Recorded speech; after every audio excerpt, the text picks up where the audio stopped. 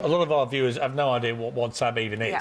So let's just go through this. WhatsApp, what does an encryption to encryption system mean? So WhatsApp is a bit like sending an SMS text message conversation backwards and forwards, but it's encapsulated inside a program. And when you type a message on your phone, as soon as you hit send, the software scrambles the letters.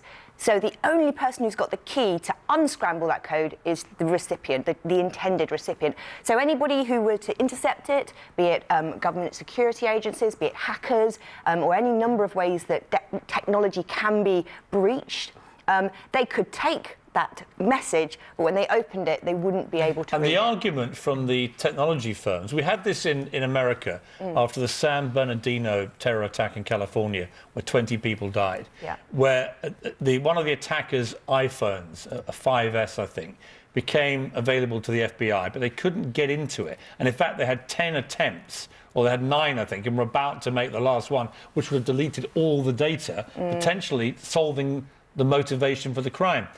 The FBI tried to get Apple to create a program to infiltrate the encryption service. Apple said no. No, in the end, the FBI got the password another way, and they didn't have to go through with the battle with Apple. But it's the same argument here, isn't it? And the argument is, look, if we devise a system to break into our system, then any hacker in the world who's any good can do the same thing. Exactly, and we need to remember as well, privacy campaigners would sort of argue that creating a backdoor like this is against the better interest of the billion users on WhatsApp, not all of whom who live in good countries with good law-abiding governments. There are journalists in countries that get arrested and thrown into jail for criticising corrupt officials. There are people who are activists in oppressive regimes, and all of those people are also part of this ecosystem that use these secure communications. So we're not, unfortunately, just talking about UK national security. Just to be clear, I mean, whenever we discuss things like this, people say, but there's a place on my high street which will unlock your phone. What is the difference?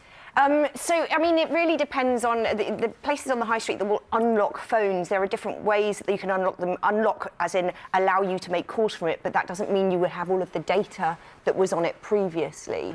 The levels of encryption are different for different apps and different services. So depending... And if you get hold of someone's phone and it doesn't have security code on it, you can see their WhatsApp messages, yes, can't absolutely. you? You can just open WhatsApp and read them. When you're talking about end-to-end encryption, you're talking about where it is not held anywhere on a server that WhatsApp will access. That's where the encryption happens. Well, yeah, but the message goes through those servers and is hackable in respect of being stolen as a data packet.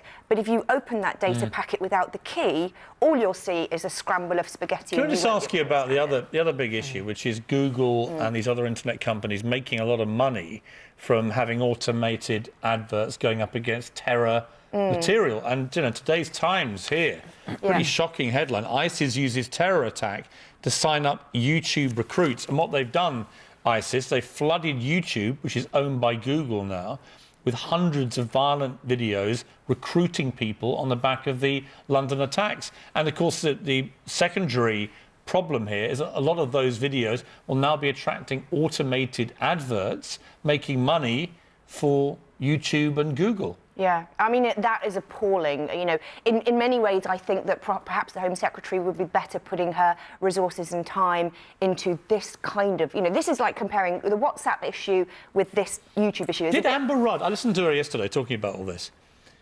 Does she know what she's talking about?